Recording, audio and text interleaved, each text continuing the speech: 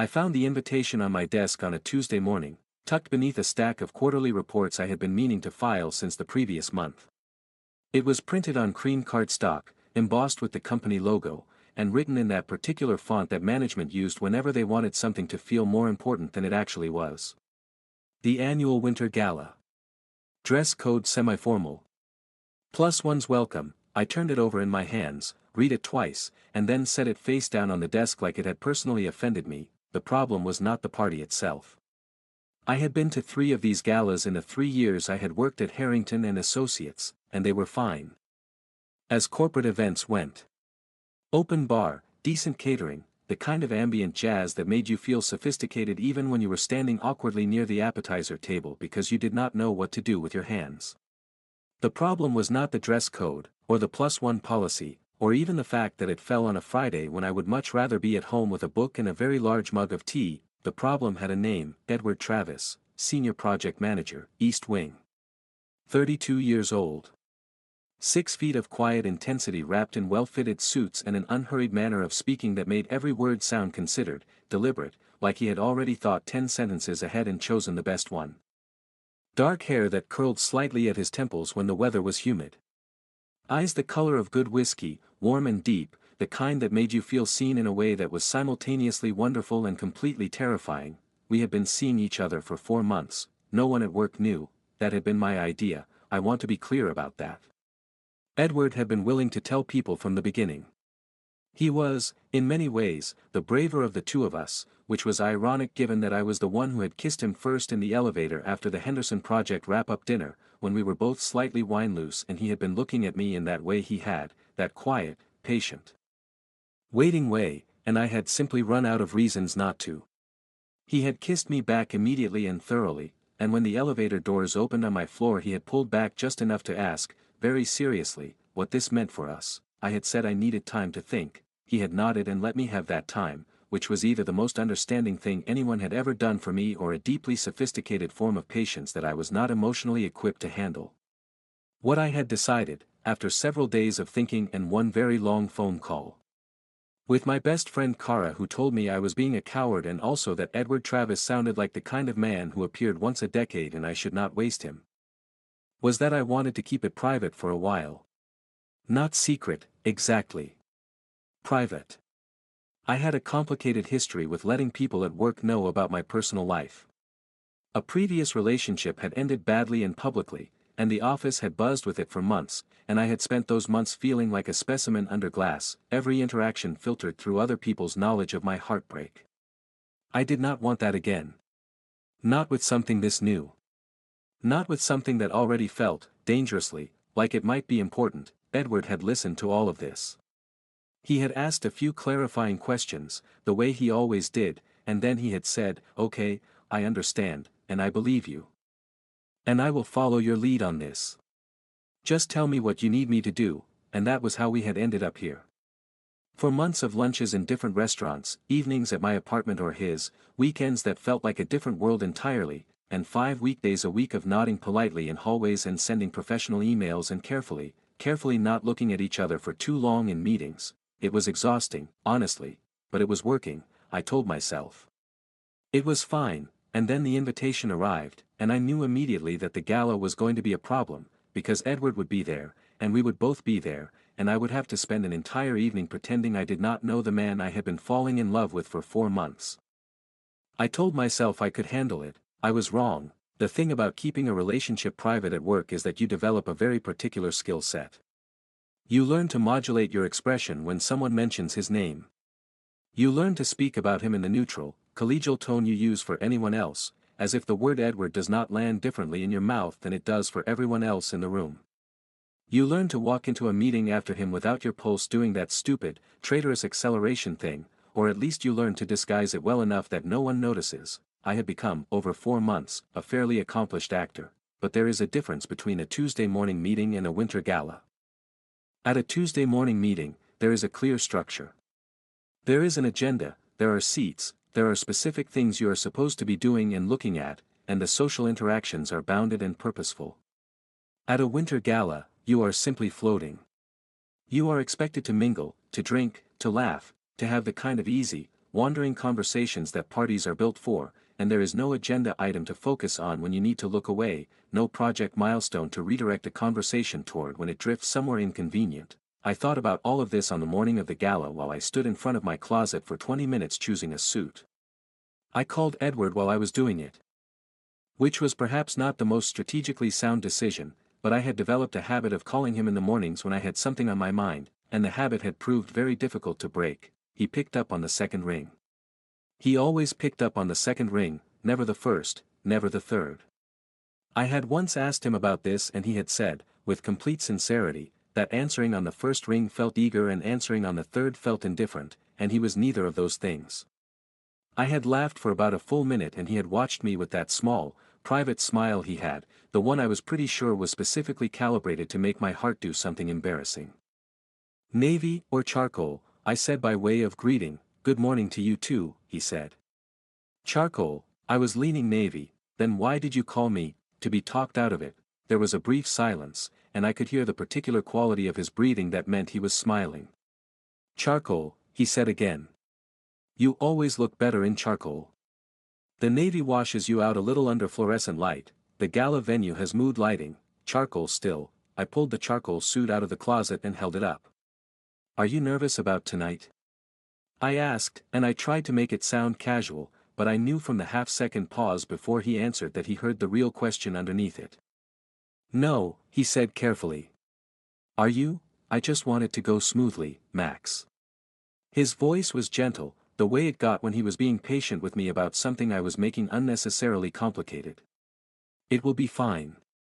We've been doing this for 4 months, a party is different, it's only different if we make it different." I did not have a good answer for that, so I changed the subject, and we talked for another 10 minutes about nothing in particular, the easy back and forth that was one of my favorite things about us, the way our conversations flowed without effort, how we could talk about anything or nothing and it all felt worthwhile. When I hung up I felt calmer. Which was the usual effect of talking to Edward and which I found simultaneously comforting and slightly alarming, because that kind of dependency on a person's voice was not something I had built careful walls against. I put on the charcoal suit. He was right. I looked better in it. The venue was a ballroom on the top floor of the Mercer Hotel, rented out by the company every year for approximately what I imagined was the GDP of a small nation. It was genuinely beautiful, I will admit that, all warm gold light and tall windows overlooking the city at night, round tables draped in ivory linen, and a jazz quartet in the corner playing standards at a volume that allowed conversation. The bar was set up along one wall, long and well-staffed, and I made straight for it the moment I walked in because if I was going to do this evening correctly I needed something cold in my hand. I arrived intentionally early, which was a strategy one had developed for work events over the years. Arriving early meant you got to watch everyone else arrive, which gave you information and a sense of control. It also meant you had time to settle into the space before it got loud and crowded and socially demanding. I got a drink, a club soda because I wanted to stay sharp tonight, found a spot near the windows, and began the careful work of being present and personable without being too present or too personable. Kara would have told me I was overthinking this. Kara was probably right. But Kara was also not the one who had to spend an evening 3 feet away from the man she was in love with while pretending he was just a colleague. I was in love with him.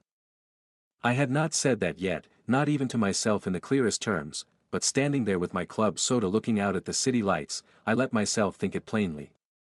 I was in love with Edward Travis. Had probably been falling for months, since before the elevator, since maybe the first time I had watched him present a project in a meeting and seen the way his mind worked, sharp and thorough and completely unshowy about it, the kind of intelligence that did not need to perform itself. I was in love with him and I had been keeping him hidden and the two facts sat next to each other in my chest like stones. People began filing in around me. I smiled and nodded and made appropriate small talk with colleagues. With department heads, with people from finance whose names I had to quietly remind myself of. I was doing fine. I was managing, and then Edward walked in. He was wearing a dark suit, almost black, with a white shirt open at the collar, no tie. His hair was slightly more relaxed than his work days, that curl at his temple more pronounced, and he moved through the room with that particular ease of his, that quiet confidence that was never arrogance, just a man entirely comfortable in his own body.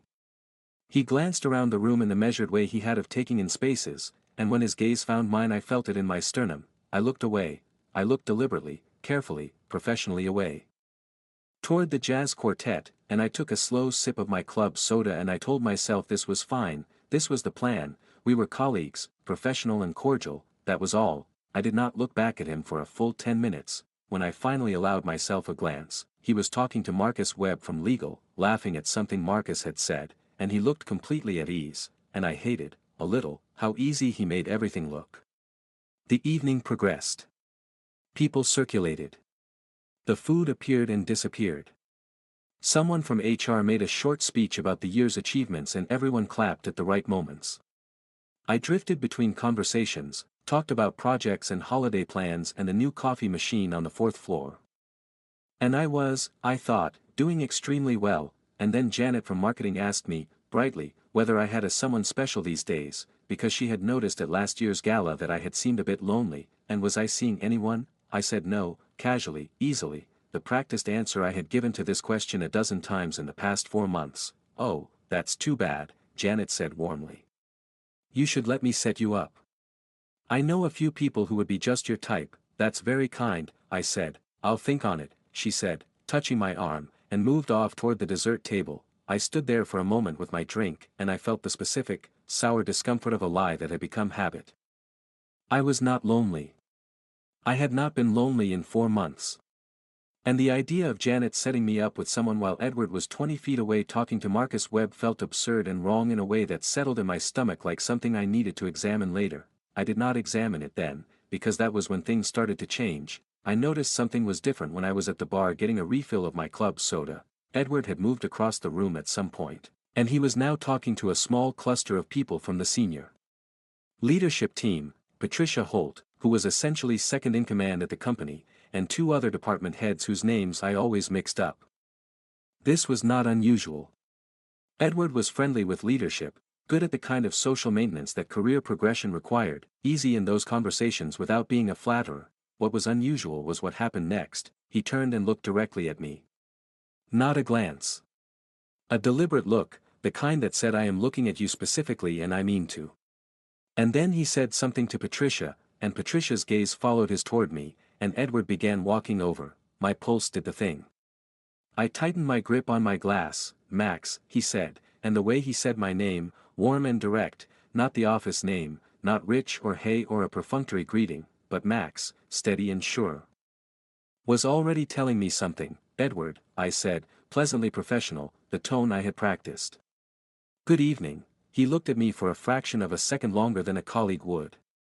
Then he smiled, small and calm, and turned slightly to include Patricia, who had followed him over. Patricia, I'd like you to meet Max Rich from the analytics division, he said. Max has been central to 3 of our biggest project rollouts this year. But more importantly, and here he paused, and something shifted in his voice, became quieter and more certain and completely, undeniably personal, he's the person I've been spending most of my time with outside this office for the past 4 months. He's my partner. I stopped breathing, not metaphorically.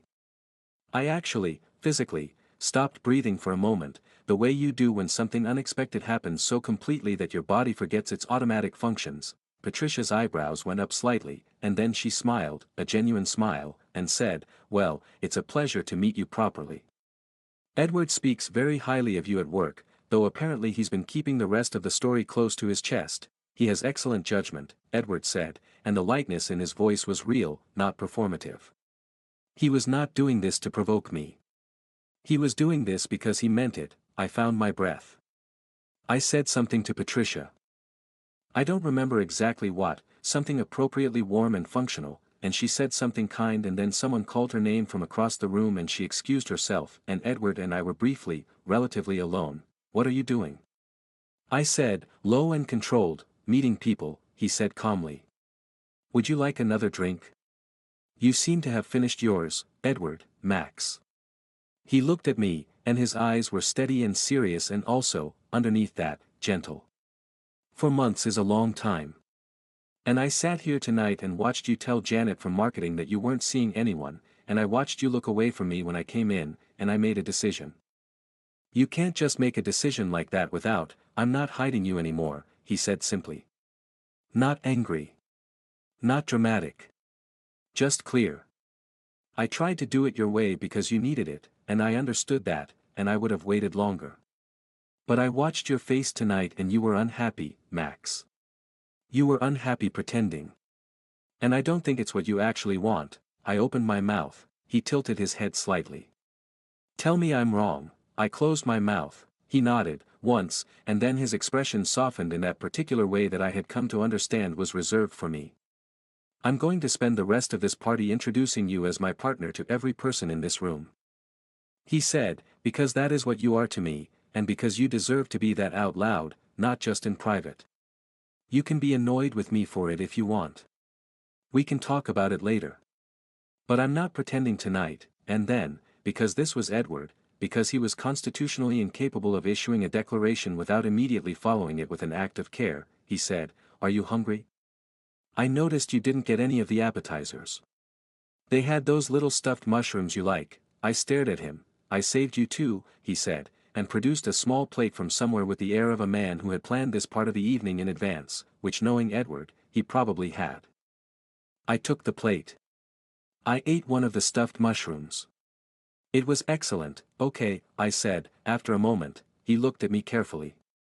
Okay, what? Okay, I'm not going to be annoyed with you. Something in his expression shifted, warm and relieved, and trying not to show the relief too clearly, which was the tell that told me this had cost him something, that the ease he was projecting was earned, not natural, that he had been nervous about this too. Come on, he said.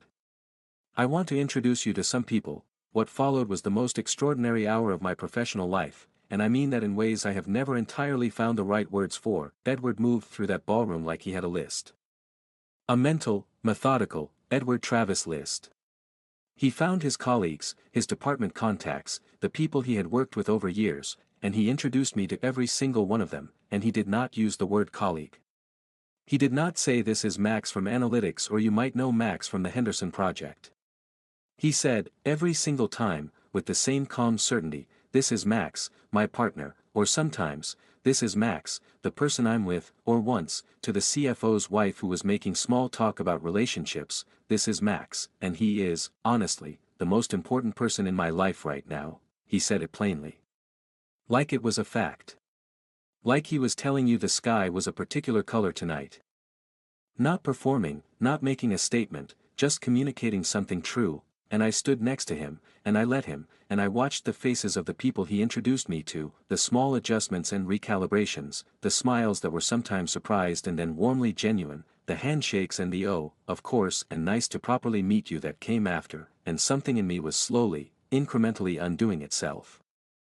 I had spent 4 months building a careful architecture. A structure of management and distance and professional maintenance, designed to protect something I valued too much to risk exposing. And Edward had just walked through that architecture with a small plate of stuffed mushrooms and a simple, declarative sentence and dismantled it with the particular efficiency of someone who knew exactly where the load-bearing walls were. There was a moment, midway through the evening, when he introduced me to a man named Gerald who was apparently some kind of senior client, not even an employee, just someone who attended the gala by relationship, and Edward shook his hand and said, Gerald. This is Max.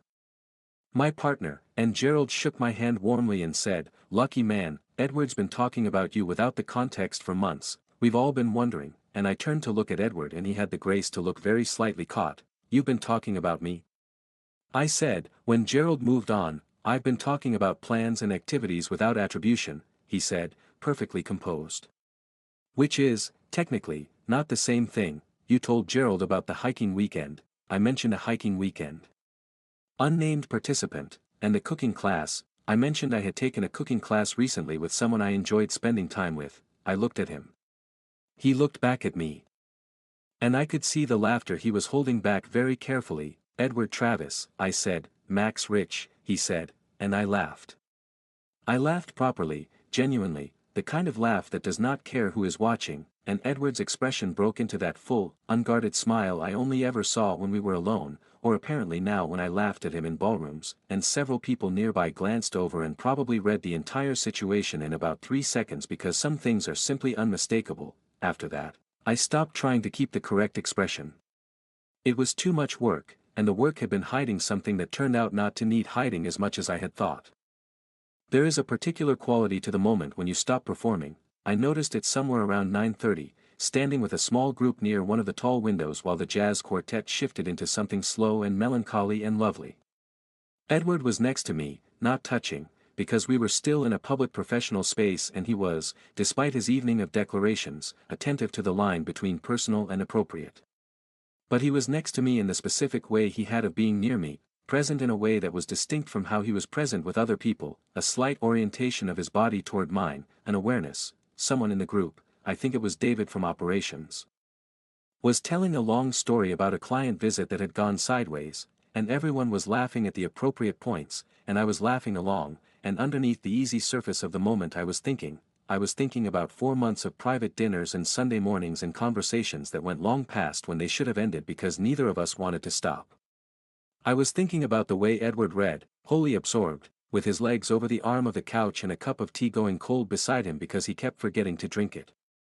I was thinking about the night in the 3rd month when I had been having a genuinely bad week, nothing dramatic, just the accumulated weight of too much work and too little sleep. And he had come over without being asked because he had heard it in my voice on the phone and had not said anything about it, had just arrived with takeout and settled in beside me and not required anything from me except to be there, and I had fallen asleep against his shoulder watching a film I had already seen twice and it had been one of the best evenings I could remember. I thought about all the times I had almost said something. Not almost told someone at work about us, that had never been the near miss. The near miss had always been the other thing. The larger thing. The thing I had been careful about because saying it changed the stakes in a way that was difficult to come back from. David finished his story. The group laughed. The conversation shifted, and Edward, without looking at me, without making anything of it, simply rested his hand on the small of my back for a moment, brief and warm through the fabric of my jacket, the kind of touch that was not possessive or performative, just present, just I am here, and then moved his hand away. I breathed. I looked at the city lights through the tall window. I thought, I cannot keep not saying it. The gala wound down around 11. People said their goodbyes in the gold-lit ballroom, claimed coats from the cloakroom, made plans for the following week with the particular optimism of people in the middle of a pleasant evening. I said my goodbyes, professional and warm, and I was aware, in each goodbye, of something that had shifted in the quality of those interactions, a small adjustment in the way people looked at me, not unkind, just slightly recalibrated, the way you recalibrate when you have been given new information about a person. It was not unpleasant, it was, actually, something close to a relief. Edward and I did not leave together, because even with the evening's developments I did not want our first public departure together to be from a company event. He had understood this without being told, had made his own exit a few minutes before mine, and I found his text message as I was waiting for my car outside. It said, "You were brilliant tonight. I'll put the kettle on."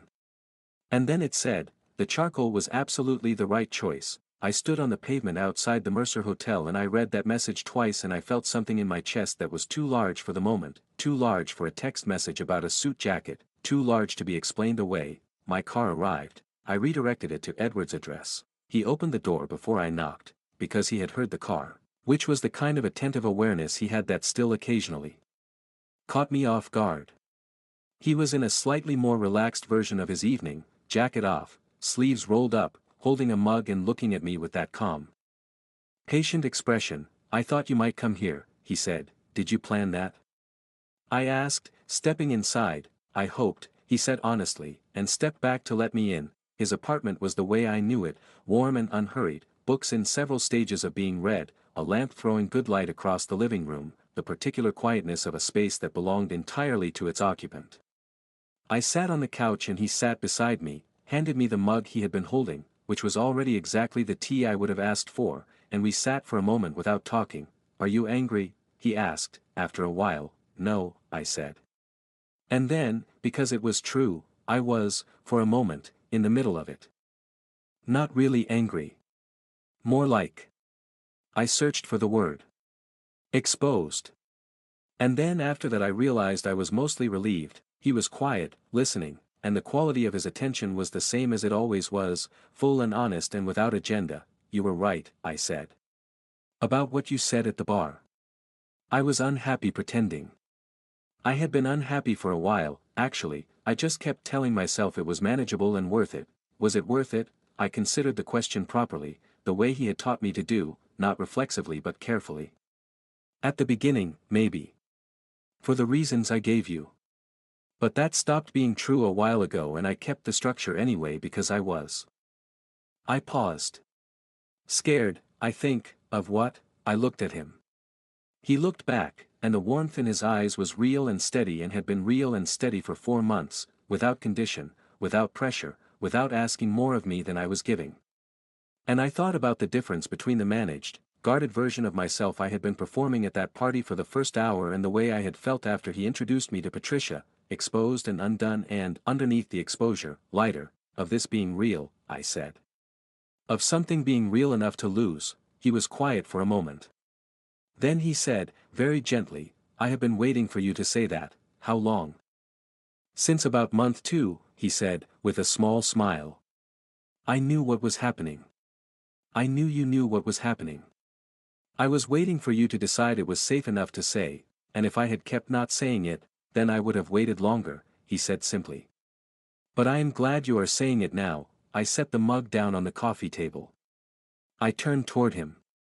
He was watching me with that particular quality of attention that I had never encountered in anyone else, the sense that you were being truly seen, not evaluated, not managed, just seen. I'm in love with you, I said. The words were smaller than I expected them to be. Quieter. 3 syllables and then the end of the sentence and then the specific silence that comes after something that has been true for a long time is finally spoken.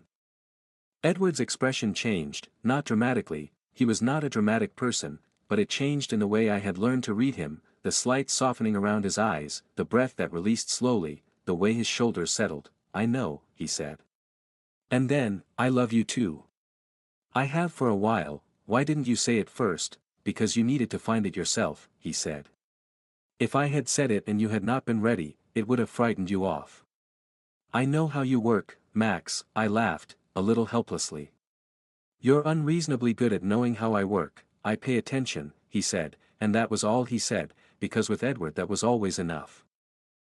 I leaned forward and kissed him, not urgently, not as an end point, just as what it was, a recognition, a yes, a continuation of 4 months that had led here, to his couch at midnight with cold tea and warm light and the city quiet outside and the weight of a secret I had been carrying having finally been put down. He kissed me back and held the side of my face in his hand and I thought, with a clarity that surprised me, that this was what the evening had been building toward, not the party. Not the introductions, not the moment at the bar when he had made his decision. All of that had been the outside of it.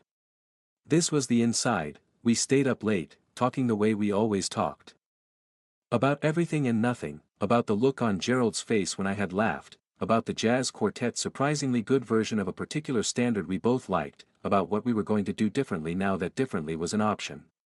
We talked about small things and larger things and somewhere in there the conversation became something quieter and slower and eventually Edward was quiet entirely and I looked over and he was asleep, which was a thing he did sometimes, fell asleep in the middle of evenings with the abrupt certainty of someone who had used up his energy for the day and was done negotiating with it. I watched him sleep for a moment.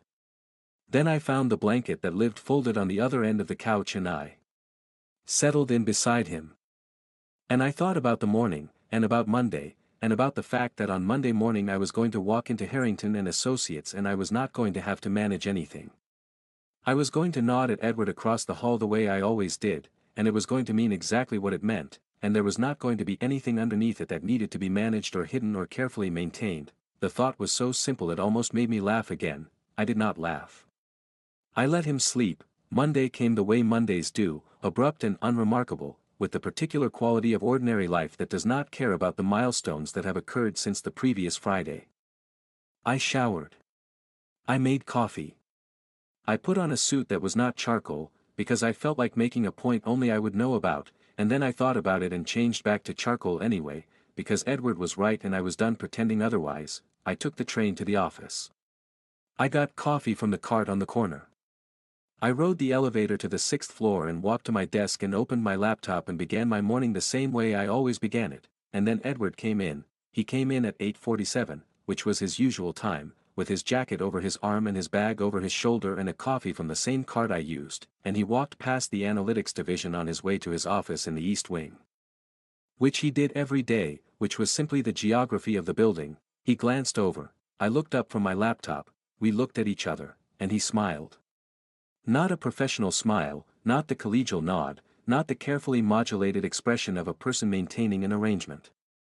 He smiled the way he had smiled at midnight on his couch, the unguarded one, the real one, and then he kept walking because he had a meeting at 9 and he was never late. I looked back at my laptop, my phone buzzed. "Good morning," it said.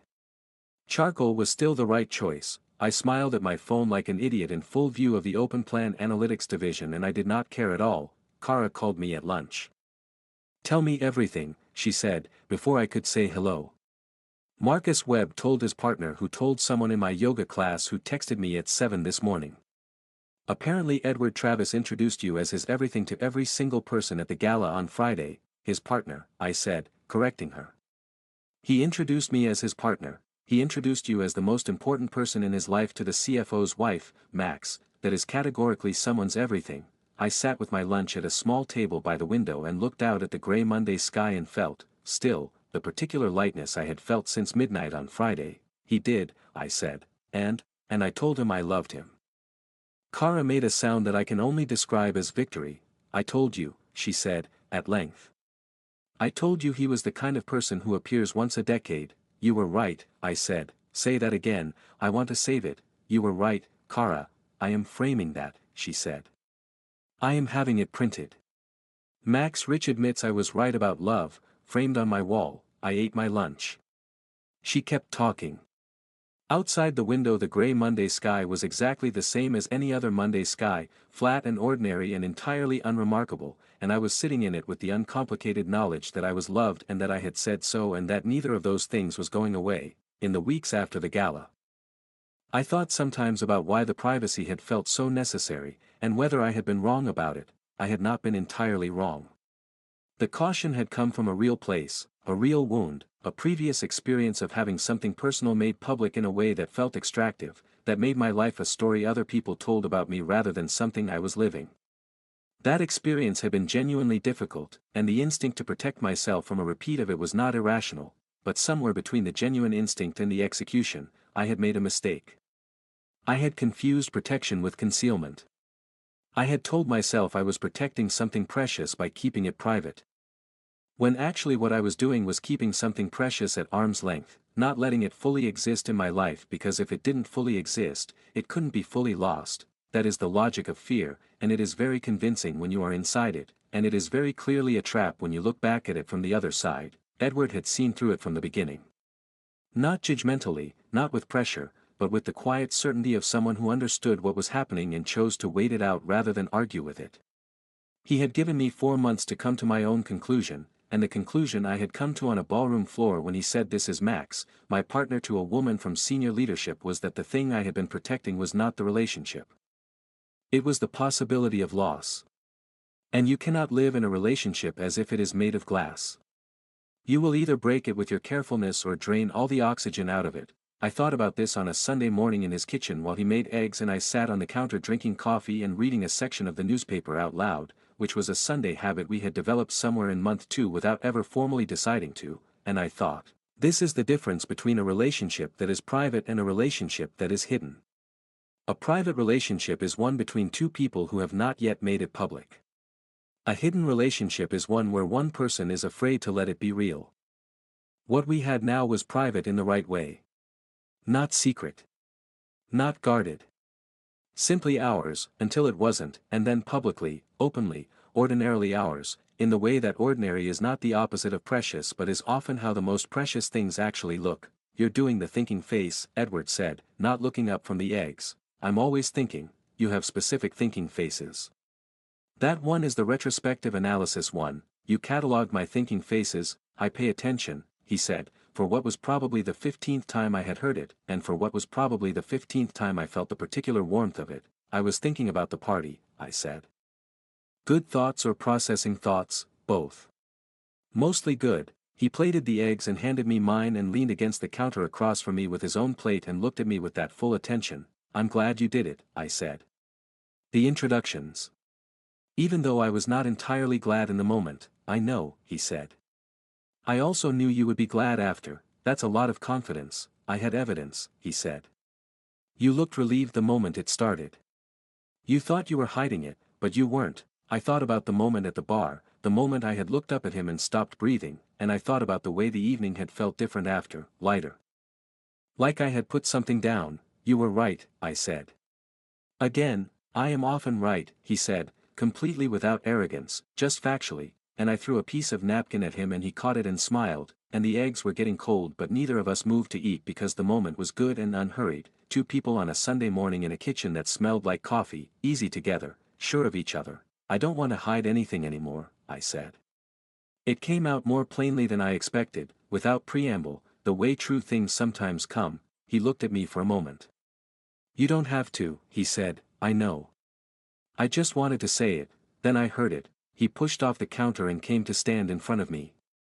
Still holding his plate, and he looked at me with the expression that I had been cataloging in turn, though I had never told him that, the specific one that was warm and certain and a little bit amused and a lot like home. Eat your eggs, he said, the eggs are fine, they're getting cold, Edward, Max, I ate the eggs.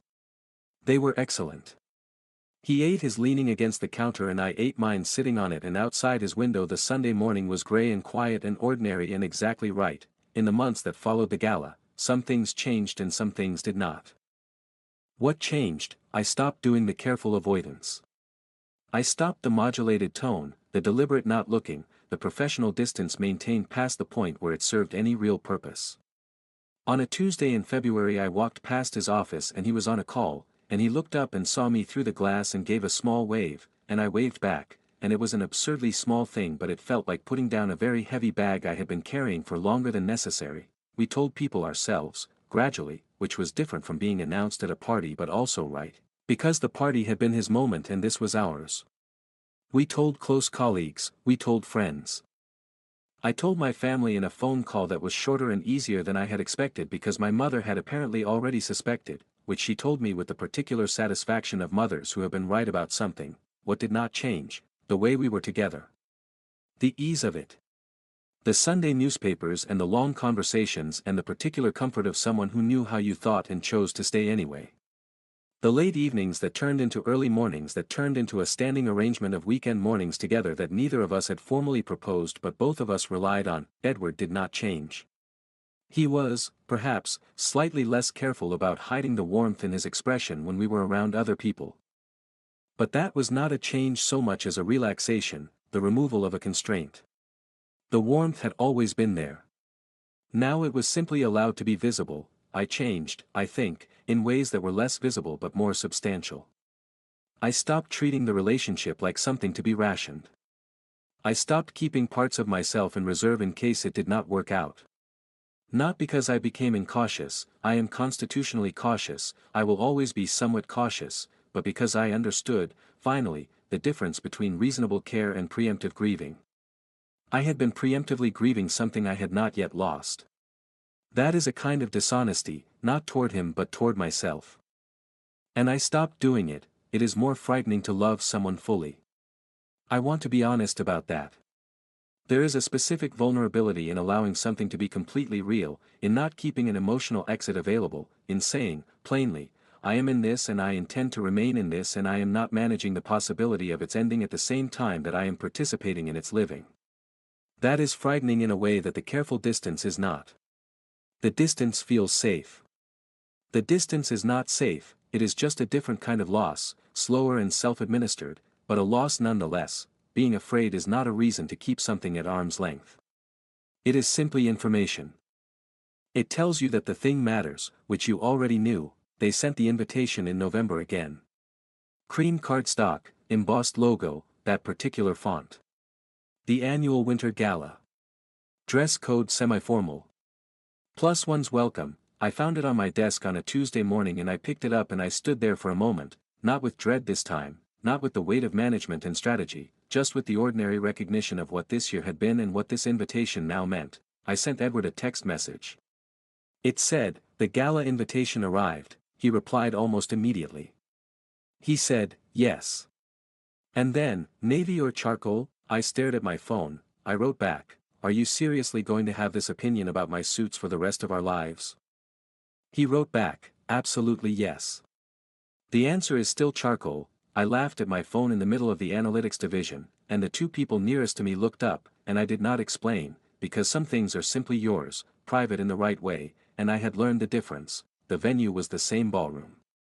Same gold light, same tall windows, same jazz quartet. I arrived this time with Edward, which was such a small thing and such a large thing simultaneously that I had to hold it lightly in my mind on the way there or I would have made too much of it. We arrived together. We handed in our coats together. We got drinks together, mine a club soda because some habits hold. His a glass of white wine that he nursed slowly across the whole evening. Patricia Holt found us within the first 20 minutes, which I suspected was not coincidental, and she shook my hand and said, "It's good to see you properly again," and I said, "It's good to be seen," and she looked between us with the expression of someone who understood exactly what had transpired over the previous 12 months and found it entirely satisfactory. We moved through the evening together, not joined at the hip, not performing anything, just present and easy. I talked to my colleagues, Edward talked to his, and we converged and separated and converged again the way two people do when they are comfortable with each other's independence.